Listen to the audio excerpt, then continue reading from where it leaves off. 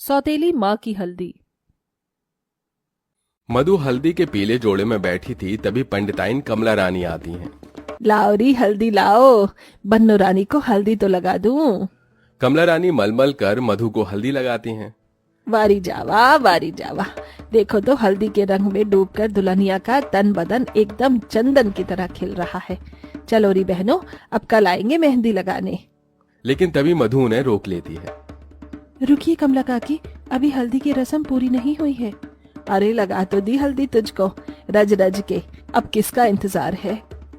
लेकिन मधु की आंखें जैसे किसी का रास्ता देख रही थी। तभी पीली सी साड़ी पहने, झुमका गजरा लगाए हुए चंदा को अनुज और गौरी लाकर बिठाते हैं, जिसे देखकर कमला रानी आग बबूला हो जाती है।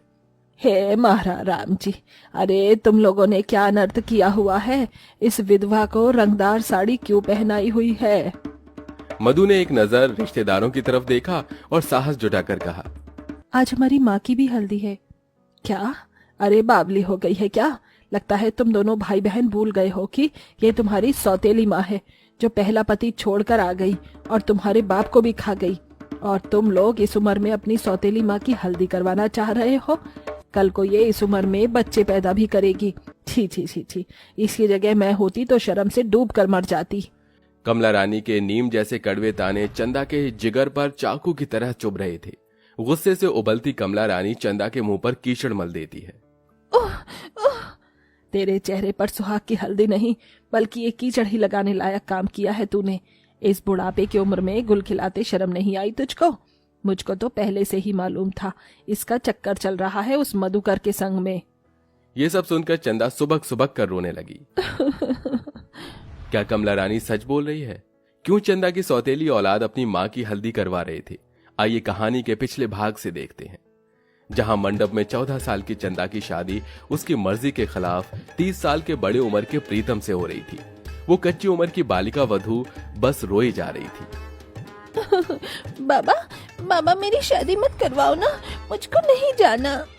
मगर दारू के नशे में मदमस्त रविकांत ने उसका महज 10,000 में सौदा कर दिया। वैसे तो शादी की हल्दी लगना हर लड़की का सपना होता है, लेकिन चंदा की जिंदगी में शादी की हल्दी ने उसका सब कुछ बदल दिया। शादी की रात। प्रीतम, तू अठे के करे, थारी लुगाई कमरे में इंतजार कर रही होगी। चल जा, जाना। प्रीतम मूछें ऐंठता हुआ कमरे में दाखिल होता है, जहां डरी सहमी हुई चंदा सुहाग की सेज पर बैठी थी। मेरे पास मत आना, दूर रहो, मैं कहती हूँ दूर रहो। दिखने में गुलाब के जैसी है और चबाने में एकदम तीखी मिर्ची। चल अब ये नाटकबाजी छोड़, मैं तेरा पति हूँ। बेचारी चंदा की सिसकियां ससुराल की चार दीवारी में दब कर रह गईं और इसी तरह समय गुजरता गया। चंदा एक बेटी की मां बन गई। इन सालों में परिस्थितियों उसके लिए बद से बदतर हो गईं। क्या हुआ डॉक्टर साहब, इस बार तो छोरा है? जी नहीं, इस बार भी लड़की है माता जी। ये सुनकर सास शीला तिरमिरासी गई। थारी भली हो, हर बार बेटी पैदा करती है ये नास पीटी। चंदा को घर लाकर प्रीतम उसको बहुत मारता है। अजी मुझको मत मारो, मेरे अंदर लड़का है या लड़की मुझे कैसे पता होगा? ये सब तो भगवान के हाथ में है। ज्यादा चपड़ चपड़ की ना तो गला घोट कर मार दूंगा। शादी की हल्दी तो तुझे लगी थी ना, अब आखिरी विदाई की हल्दी भी लग जाएगी। मार बेटा मार, ऐसी मार बार इसको कि इसका बच्चा पेट में ही मर जाए। दोनों उसे मारकर उसकी बच्ची के साथ उसे घर से निकाल देते हैं। रीति रिवाजों से ब्याही गई चंदा की जिंदगी बदरंग हो चुकी थी। हल्दी का शुभ रंग उसकी जिंदगी से उतर चुका था, लेकिन चंदा की तकदीर में जैसे अभी किसी और का साथ लिखा था। अपने 2 बच्चों की खातिर शंकर उससे मंदिर में शादी करके ले आता है। शंकर का स्वभाव बहुत नरम था। चंदा, ये दोनों बच्चे बिन मां के हैं। मुझे तुमसे यही उम्मीद है कि तुम मेरे बच्चों को प्यार दोगी। चंदा ने जैसे मधु और अनुज का मासूम चेहरा देखा तो उन्हें जिगर से लगा लिया। आज से मैं आप दोनों की माँ हूँ, मेरे बच्चों।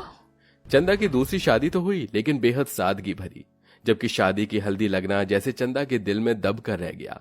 इसी तरह से साल गुजरने लगे, लेकिन लंबी बीमारी के चलते शंकर भी ज्यादा दिन नहीं जिया और चल बसा। दिल पर पत्थर रखकर चंदा ने अपनी कलाई की चूड़ियां तोड़ दी और मांग का सिंदूर पोंछ डाला। एक दिन गौरी ने पूछा, माँ तुम ये सफेद साड़ी क्यों पहनती हो? तुम इसमें बिल्कुल भी अच्छी नहीं लगती हो। तुम ये बिंदी और ये लाल रंग लगाओ, है ना माँ? इसमें तुम बहुत सुंदर लगती हो। ये सुनकर जैसे उस विधवा माँ के जिगर पर छुरियां चल गईं। नहीं बेटी, अब कोई भी रंग मेरे लिए नहीं रह गया है। दरवाजे पर खड़ी चंदा की सौतेली बेटी ये सुनकर बहुत दुखी हुई और उसके मन में अपनी माँ की शादी करने की बात उठी। अनुज भैया, क्यों ना हम दोनों माँ की शादी करा दें? ये तुम कैसी बात कर रही हो मधु? वो हमारी माँ है। जानती हूँ भैया, लेकिन माँ की अभी उम्र क्या है? उनके आगे सारी जिंदगी पड़ी है। आप नहीं समझेंगे, हर लड़की का अरमान होता है शादी की मेहंदी और हल्दी लगाना। माँ ने भले ही हम तीनों के लिए कितना कुछ किया है, लेकिन उन्होंने ना तो खुशी देखी और ना ही जानी। क्या उनके बच्चे होने के नाते हमारा फर्ज नहीं बनता कि हम उन्हें खुशियां दी?